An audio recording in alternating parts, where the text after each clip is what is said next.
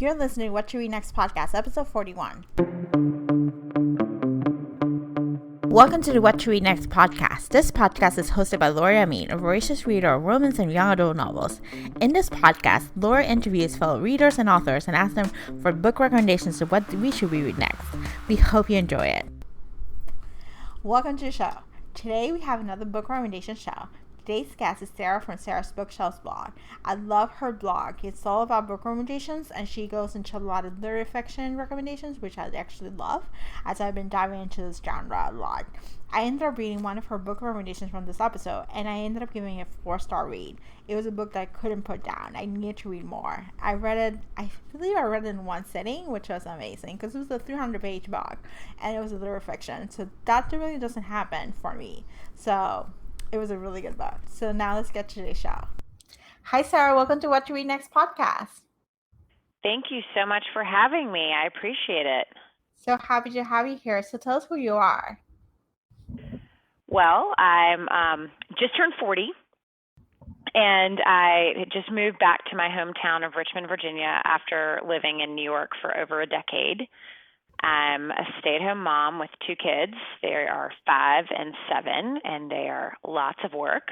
And when I'm not reading, I'm a very active person. I love to play tennis. I love being outside. I love being on the water. And, of course, my kids keep me extremely active, and reading is the time when I sit down and take a breather. I love it. And you have a book recommendation blog called Sarah's Bookshelves. So what inspired you to start this blog? Well, after my son was born, I had decided not to go back to work, and I was going to be a stay-at-home mom.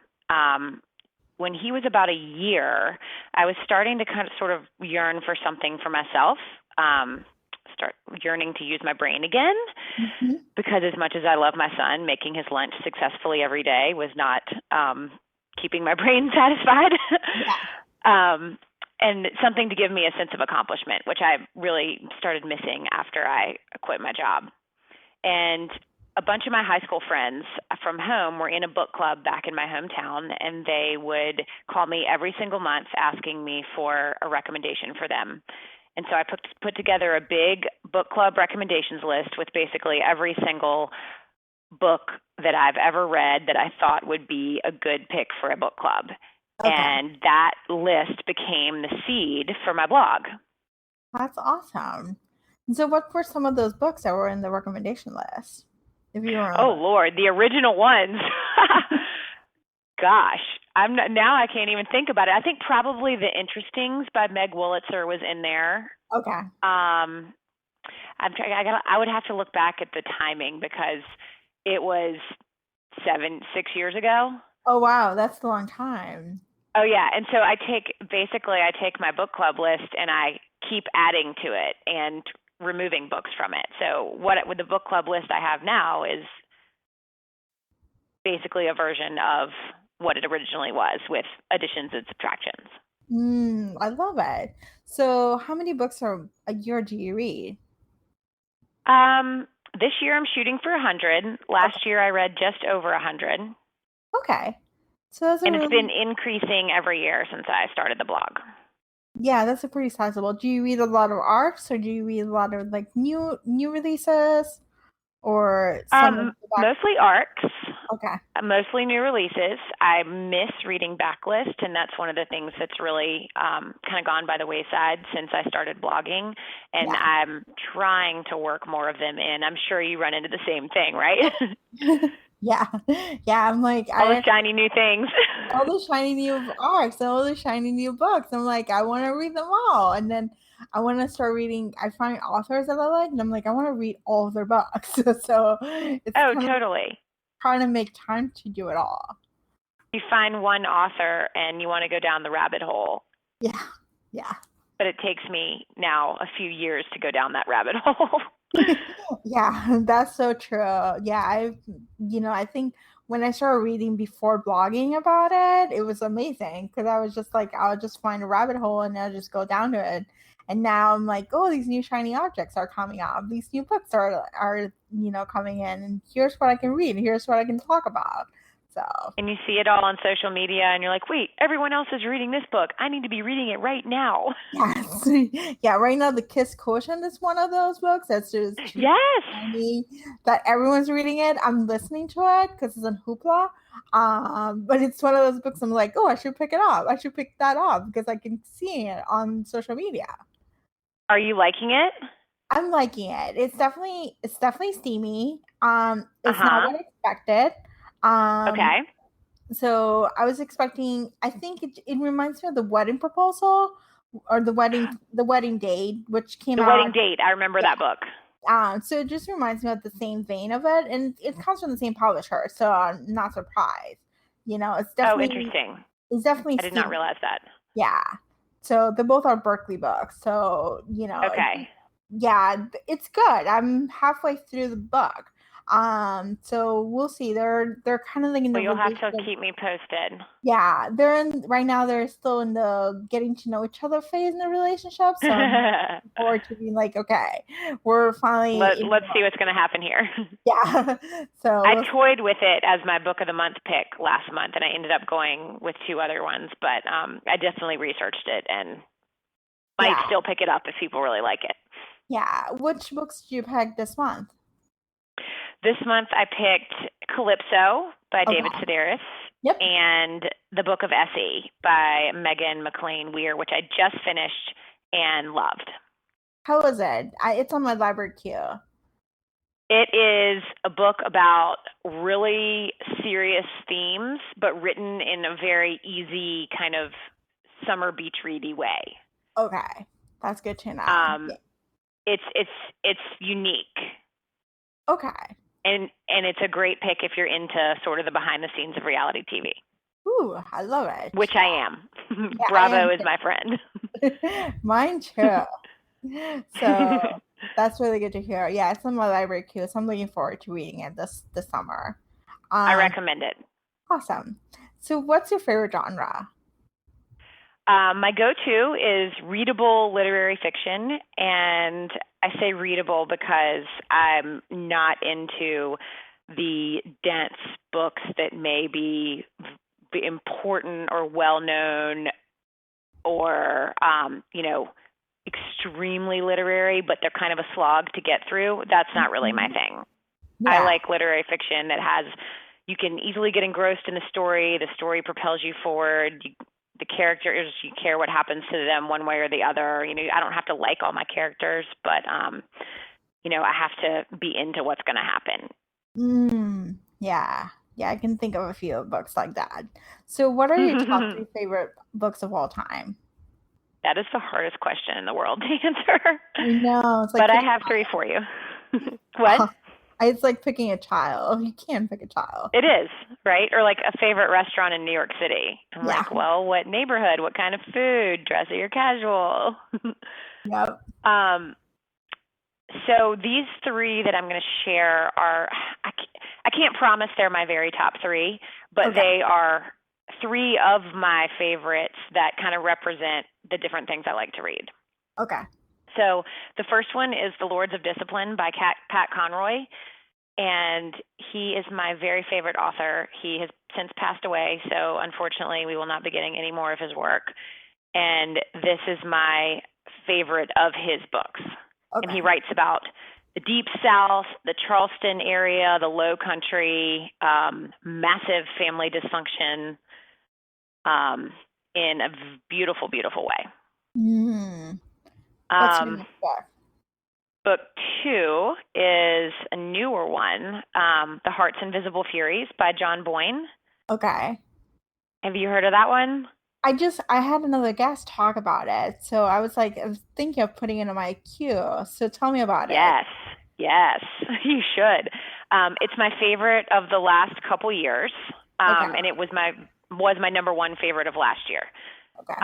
And it's about a boy who grew up in Ireland and was separated from his mother, and he's homosexual. And I didn't know this, but apparently Ireland was very, very oppressive towards homosexuals for a long time.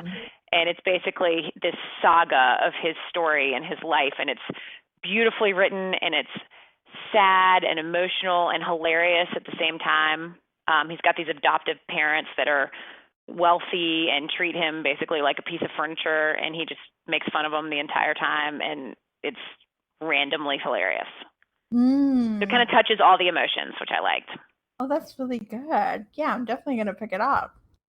And it's long, but I didn't feel its length. Okay, that's good to hear. And my last book is nonfiction. Okay. It's one of those books that I call She Just Gets Life book, like perfect life advice kind of thing, a woman who really gets other women. And it's Tiny Beautiful Things by Cheryl Strayed. Oh, yes, that book is amazing. So good, right? So good. You know, it's nonfiction, but it feels like fiction too. Just there's like it does. raw emotion about it, and each story is like it just touches you. So absolutely. And that's the book that I feel like I've given to more people than any other. Yeah, that's a great book to give. So who are your go-to authors, and which authors are you out by? So again, just like my favorite books, this list changes over time. But right now it is Meg Wolitzer. Okay. And she I'll save that for a minute. Anne Patchett. Okay. She wrote, her most recent book was Commonwealth, and that was 2 years ago, maybe. Megan Abbott. Okay. Who writes high school dementedness better than anyone I've ever seen. Mm-hmm. And she's got a new one coming out in July, so I'm really excited to read that one. That's really exciting. And Anna Quinlan. Okay. Who's another one of my Women Who Get Women authors. And to add to that list is Kelly Corrigan is another one. Yep. And she writes nonfiction. She writes essays. Ooh, that's interesting. Hilarious, heart-touching, really just like nails down sort of real talk about motherhood and marriage and all that kind of stuff, grief and loss. And then I probably should have some men on here. I have 2 men. Hooray. I realized I had all women up until this point. John Irving and Michael Lewis. John Irving, old school John Irving. And then Michael Lewis he writes nonfiction about business and finance, but in a way that your average Joe can completely understand it. And also he's really funny about it. I didn't love his latest book, but that's really good to hear. Yeah, I like sometimes I like to read some business books, just kind of like just get to know what's going on in the business. So I'll definitely check him out. And he makes business read like a thriller, kind of. That's really interesting. That's good for me. Yeah. Then I have a couple authors who have published a debut novel that blew me away, and I want to give them a shout out because debut novelists need all their hype. And if their second novel lives up to them, they will be auto buy for me. Okay. And we've got Young Yoon, who wrote Shelter a couple years ago, and then M.O. Walsh, who wrote My Sunshine Away, and Britt Bennett, who wrote The Mothers. Definitely gotta check those out. That's really good to hear about debut novels. Yeah, I love debuts. I love finding really wonderful debuts. And I feel like for the past couple of years, at least one book in my top 5 for the year has been a debut. That's really good to hear. And you post your top 5 in your blog, right? Every year? Yeah. Yeah. I'd actually post a top 10, but then within that, I'll try to pick like the number 1 or the top 3 or something like that. Oh, that's cool. I'll definitely link it in the show notes. Awesome. Thank you. Favorite books that you've read in 2018 so far? The Female Persuasion by Meg Wolitzer. Okay. And that's been making the social media rounds lately. Have you read it? I have not read it. I heard mixed reviews about it, though. So I'm curious. Yeah, I can see that. So I just love her writing. So pretty much anything she writes, I will probably love. But this one it was sort of sold by the publisher as like the feminist book of the decade kind of thing. Okay.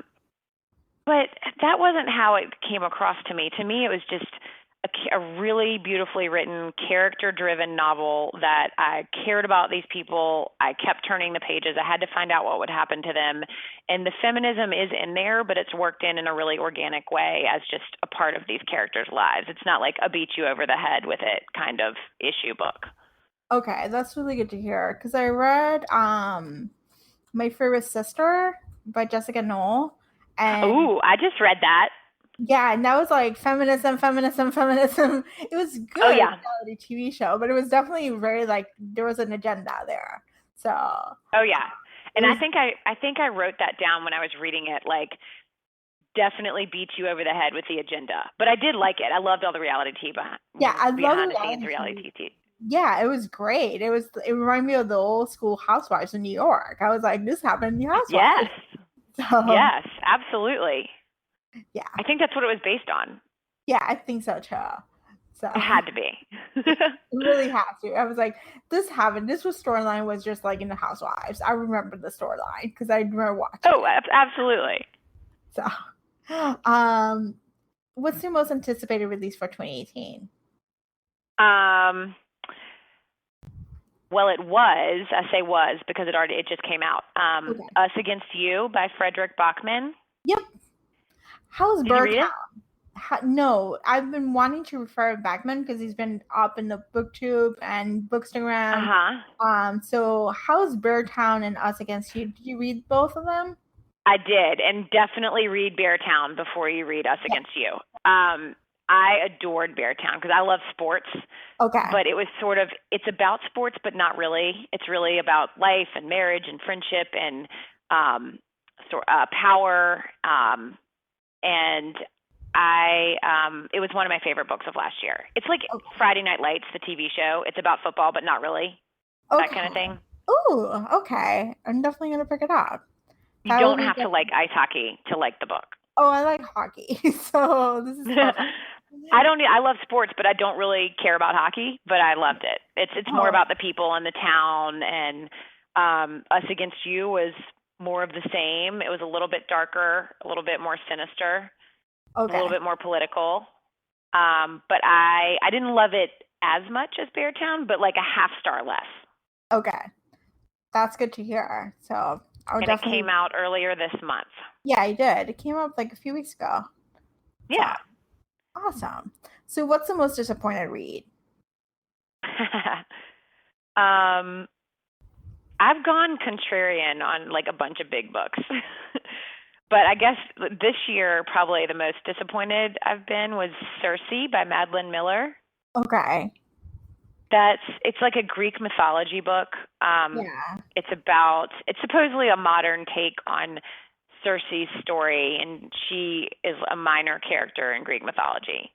Okay. And so many people that I normally really trust and have the same taste as loved this book. And so even though I'm not really into Greek mythology, I gave it a shot and thought I might like it. And oh my God, I felt like I was back in high school trying to slog through these myths. And I was like, oh, I just can't. There's too many characters. There's too many tangents. The language is too flowery. Mm. I'm sorry to say that I finished it just to write a review. Oh, Normally, no. I will DNF very quickly, but I finished that one because I'm like, everyone's raving about this. There has to be some other opinion in the discussion. Yeah. Yeah, it was in a book of the month, I think a few months It ago. was a book of the month. Yeah, Mm-hmm. and it just announced for me. I kept seeing it on social media, and I was like, "Oh, it seems like interesting," but it was just one of those things where I was like, "I don't think that's gonna be my type of book." So That's what I thought, and I should have listened to myself. But so many people I trusted loved it, so I was like, "Oh, you know what? I thought the same thing about Station 11. I thought I wouldn't like it, blah blah blah, and I loved it. So maybe I'll give it a shot." And this oh, one Station didn't pan out. 11. I keep hearing Station 11 a lot. So good. Okay. Yeah, that's It's one of the books literary dystopia. Dystopia. Do you call it dystopia or dystopia? dystopia. Dystopia. Okay. I don't read a ton of that, but it's like a really literary take on dystopia. Ooh. Yeah, so I'm definitely gonna pick that up. I got a ton of books to read after my arc. I went on overdrive on Edelweiss. I don't know how to say it. So Edelweiss? I don't know yeah, either. yeah, I got to finish like a ton of arcs, and I'm like, I got a ton of arcs to read. But once I'm done with Oh that, I'm yeah. going back to mood reading, and then going back to try to go back to some of the backlist books. So Gotcha. It's yeah, hard to fit them in, I know. I know. So, what book should my listeners pick up and add to their TBR? Okay, so I went off track earlier and I've already mentioned it, but The Book of Essie by Okay, Megan McLean Weir. I And the love reason I say that they should pick it up right now is because it's a perfect summer vacation read. it. Mm-hmm. Yet has substance and there's lots to talk about with whoever you're vacationing with I love about it. what goes on in this book. That's really good. Tell us where we can find you online. www.sarahsbookshelves.com, and it's Sarah with an H and bookshelves plural. And I'm on Instagram, Facebook, and Pinterest at Sarah's Bookshelves, and I'm on Twitter at Sarah's Shelves. I could not get the Twitter handle I wanted. So good. Thank you so much for being in the show. You are so welcome. I've enjoyed it. Thank you, Sarah, for being in the show. Be sure to check out her website at sarahsbookshelves.com. For show notes and other information about books mentioned in this podcast, please visit whattoreadnextblog.com. If you enjoy this podcast, please send a review on iTunes. This is the best way for this podcast to get discovered by new audiences, and you can win a $20 gift card for Amazon. So be sure to just log in, leave a review on iTunes, and that's it. That's all you have to do. Well, thank you so much for listening, and I hope you have a fantastic day.